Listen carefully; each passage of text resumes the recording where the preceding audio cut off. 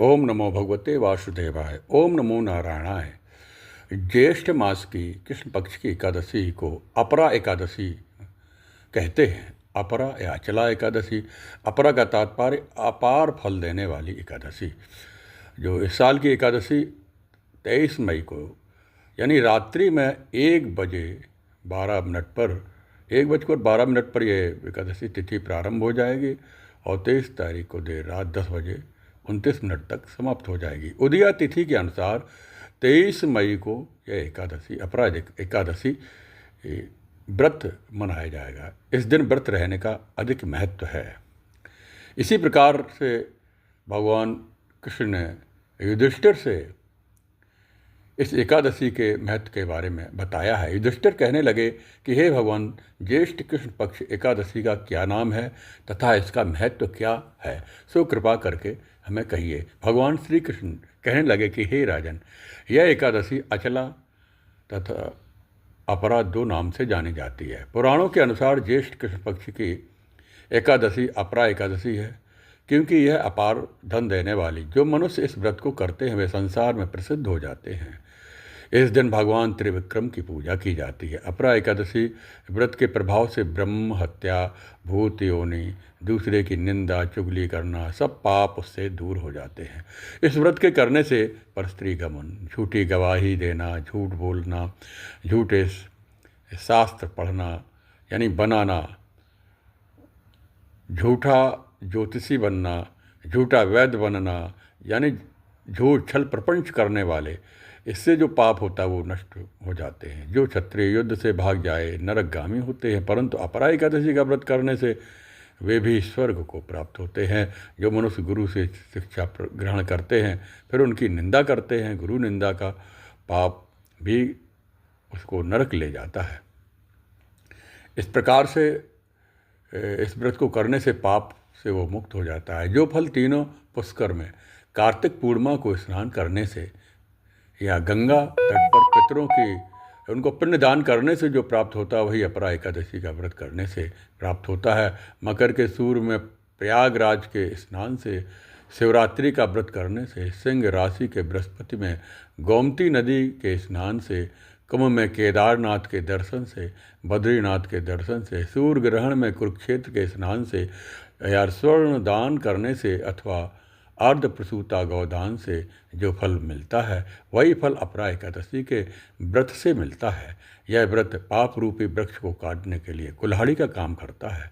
पाप रूपी ईंधन को जलाने के लिए अग्नि, पाप रूपी अंधकार को मिटाने के लिए या सूर्य के समान मृगों को मारने के लिए सिंह के समान है। अतः मनुष्य को पापों से डरते हुए इस व्रत को अवश्य करना चाहिए।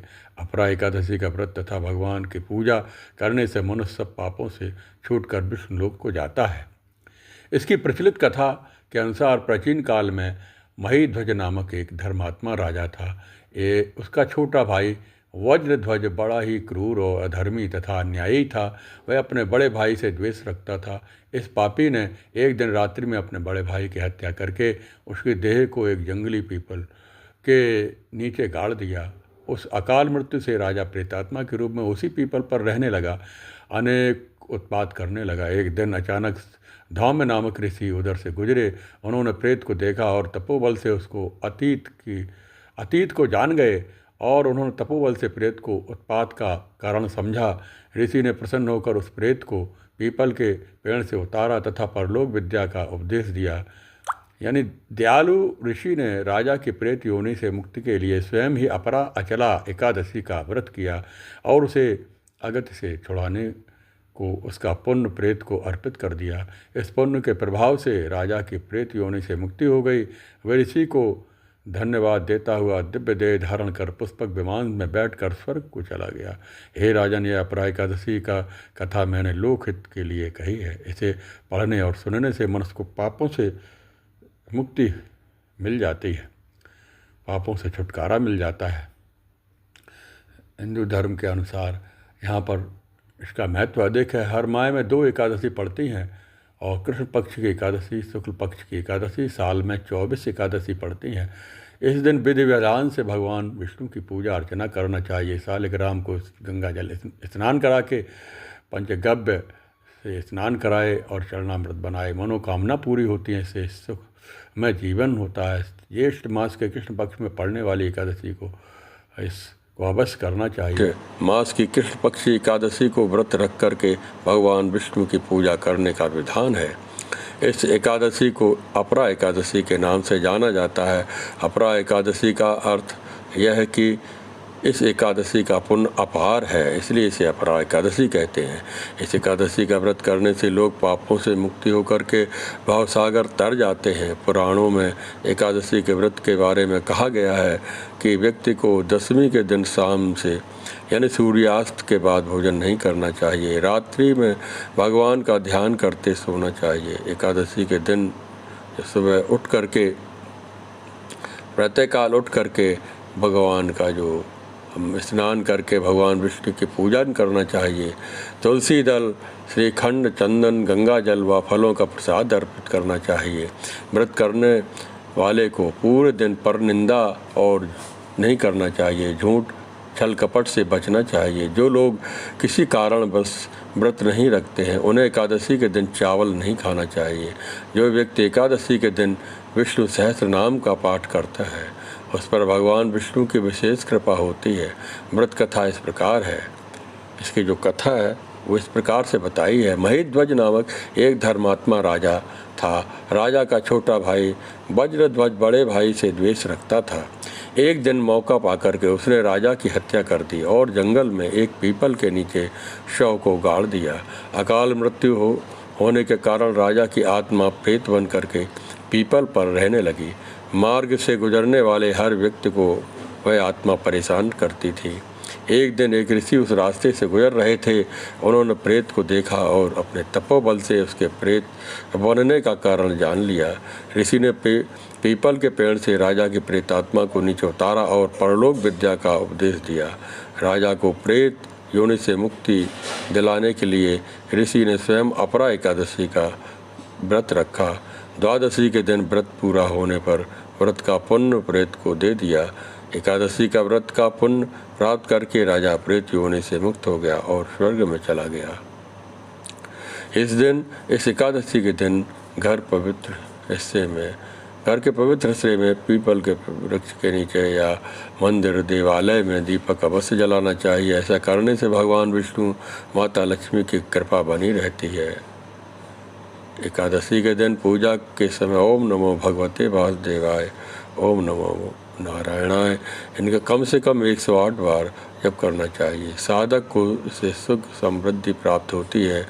इस एकादशी के दिन हम अपने जैसा भी हमारी श्रद्धा भक्ति हो गए पूजन षोडशोपचार पूजन करना चाहिए।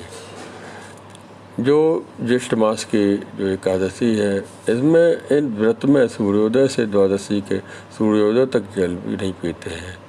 बहुत से लोग इस सतयुग द्वापर त्रेता में जो व्यक्ति का उसमें आत्मबल अधिक था कठिन व्रत को पूरा तरह पालन कर लेते थे। लेकिन कलिकाल में हम अन्न को छोड़ करके जो भी व्रत हमारी श्रद्धा से हम बनता है हमें करना चाहिए। हिंदू धार्मिक मान्यता के अनुसार उत्पन्न एकादशी के दिन ही भगवान विष्णु को माता एकादशी का आशीर्वाद दिया था। उनके इस व्रत को पूजनीय बताया, इसलिए उत्पन्न एकादशी से ही एकादशी का व्रत आरंभ करना चाहिए, जो शुभ माना गया है। एकादशी व्रत का प्रारंभ के बारे में उत्पन्न एकादशी को बताया है। अभी आप लोगों ने अपरा एकादशी व्रत की कथा श्रवण की। अब आप लोग इस जैसा के नियम के अनुसार हम भगवद गीता के जो कुछ श्लोक हैं उनकी व्याख्या करते हैं। उसको हिंदी में श्रीमद् भगवद गीता के उसका हिंदी में अनुवाद उसकी व्याख्या सरल शब्दों में रखने का प्रयास करते हैं। ओम नमो भगवते वासुदेवाय, ओम नमो नारायण। 14वें अध्याय में जो पहला श्लोक है, परम भूयः प्रवक्ष्यामि ज्ञानानां ज्ञानम उत्तमम यस् ज्ञात्वा मुनयः सर्वे पराम सिद्धिमतो गतः। श्री भगवान बोले, संपूर्ण ज्ञानों में उत्तम और श्रेष्ठ ज्ञान को मैं फिर कहूँगा, जिसको जानकर सब के सब मुनि लोग इस संसार से मुक्त होकर परम सिद्धि को प्राप्त हो गए हैं। तो इस प्रकार से भगवान श्री कृष्ण अर्जुन से कहते हैं, हम उस ज्ञान का आश्रय लेकर जो मनुष्य मेरी सधर्मता को प्राप्त हो गए हैं, वे महासर्ग में भी पैदा हो नहीं होते और महाप्रलय में भी व्यतीत नहीं होते हैं। यानी उन्होंने कहा कि संपूर्ण ज्ञान में उत्तम है और उस ज्ञान को मैं बताने जा रहा हूँ। यानी हमारे जो कारण शरीर के संबंध में निर्विकल्प स्थित होती है और कारण शरीर से संबंध विच्छेद होने पर स्वयं निर्विकल्प बोध होता है। निर्विकल्प स्थित तो सविकल्प में बदल सकती है, पर निर्विकल्प बोध सविकल्प में कभी नहीं बदलता। तात्पर्य यह है कि निर्विकल्प स्थित में तो परिवर्तन होता है और निर्विकल्प बोध में कभी परिवर्तन नहीं होता है। यह महासर्ग अथवा महाप्रलय होने पर भी सदा जीव का त्यों बना रहता है।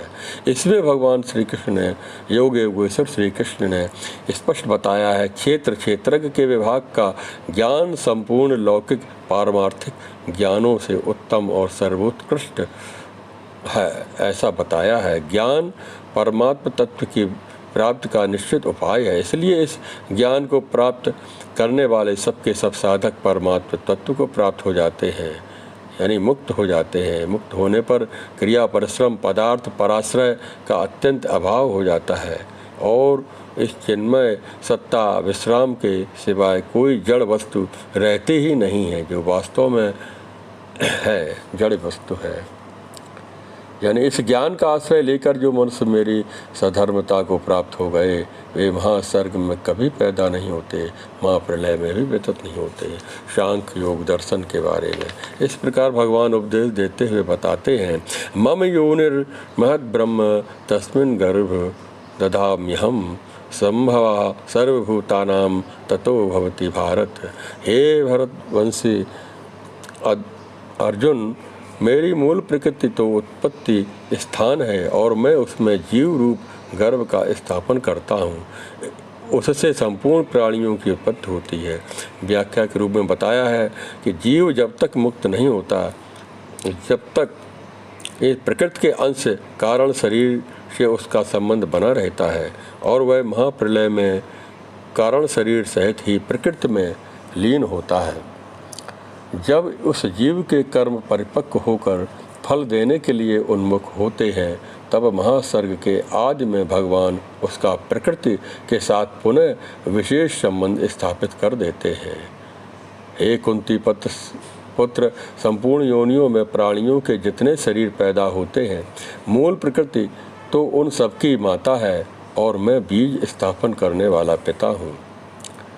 84 लाख योनियाँ, देवता पितर गंधर्व भूत प्रेत पिशाच स्थावर जंगम जलचर थलचर नवचर जरायुज अंडज उद्भिज स्वेदज आदि संपूर्ण योनियों के जितने भी मूर्त अमूर्त व्यक्त अव्यक्त शरीर हैं, उन सब में भगवान अपने चेतन अंश रूप बीज को स्थापित करते हैं।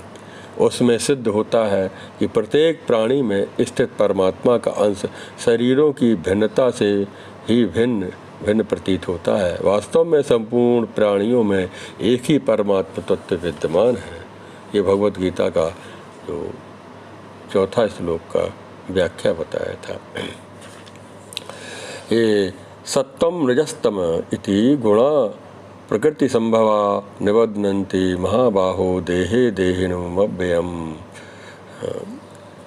कुछ श्लोकों को हम बोलते जा रहे हैं, उसका हिंदी में ही अनुवाद मैं कर रहा हूँ। हे महाबाहो, प्रकृति से उत्पन्न होने वाले सत्व रज और तम, ये तीनों गुण अविनाशी देही जीवात्मा को देह में बांध देते हैं। प्रकृति से उत्पन्न होने के कारण सत्व रज तम ये तीनों गुण प्रकृति विभाग में ही है, परंतु प्रकृति के कार्य शरीर से अपना संबंध मान लेने के कारण ये गुण अविनाशी चेतन को नाशवान जड़ शरीर में बांध देते हैं। अर्थात मैं शरीर हूँ, शरीर मेरा है, ऐसा देहाभिमान उत्पन्न कर देते हैं। तात्पर्य है कि सभी विकार प्रकृति के संबंध से उत्पन्न होते हैं। चिन्मय सत्ता मात्र स्वरूप में कोई भी विकार नहीं है। बृहदारण्यक अन्य उपनिषदों में भी इस प्रकार से उपदेश भगवान श्री कृष्ण के उपदेश से बिल्कुल मिलता जुलता है। श्री भगवद गीता में वही सभी उपदेश उपनिषद के उपदेश ही बताए गए हैं।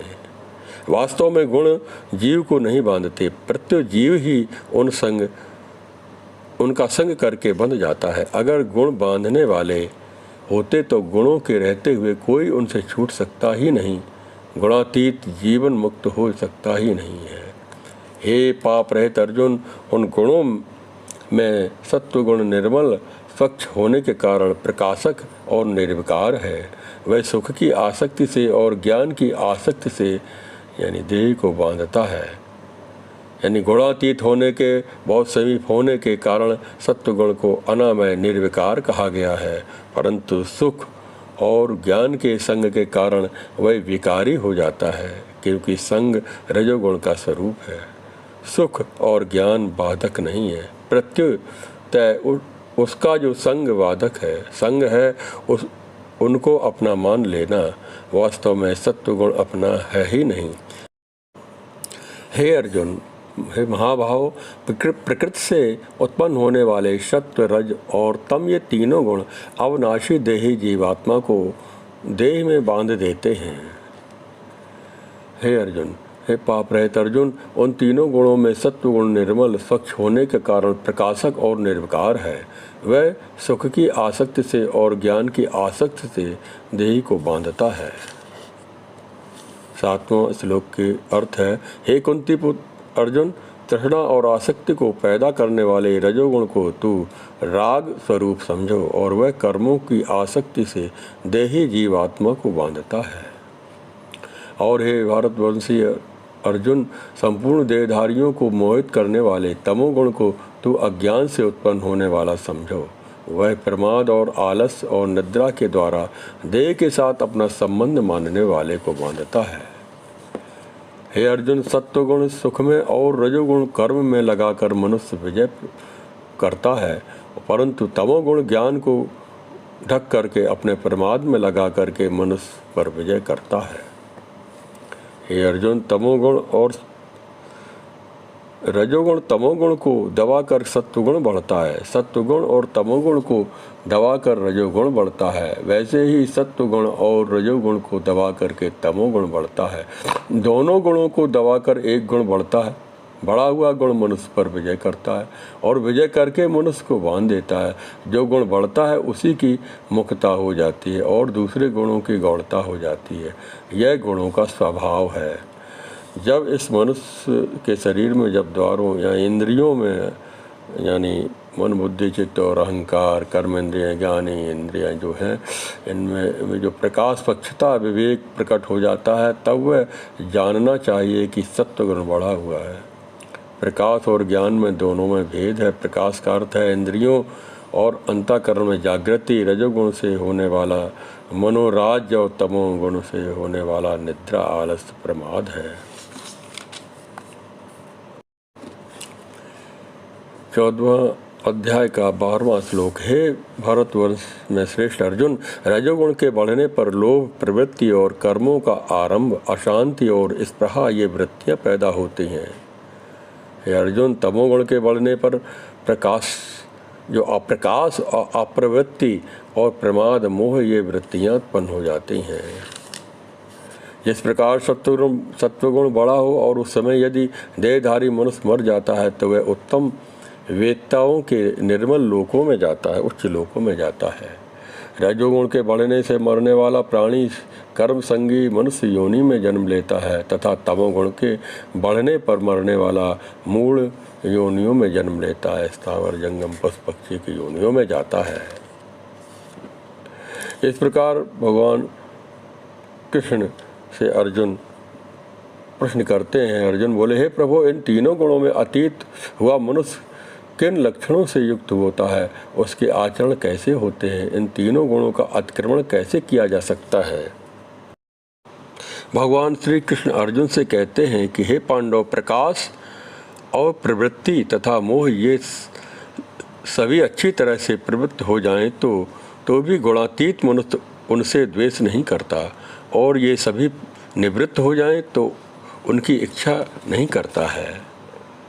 ये एक विधि बताई है, समा शत्रु च मित्रे मान अपमान यो, यानी प्रवृत्तियाँ एक समान किसी की भी नहीं, रहती। तीनों गुणों की प्रवृत्तियाँ तो गुणातीत मनुष्य के अंतःकरण में ही रहती हैं, पर उनका उन वृत्तियों से राग द्वेष नहीं होता है।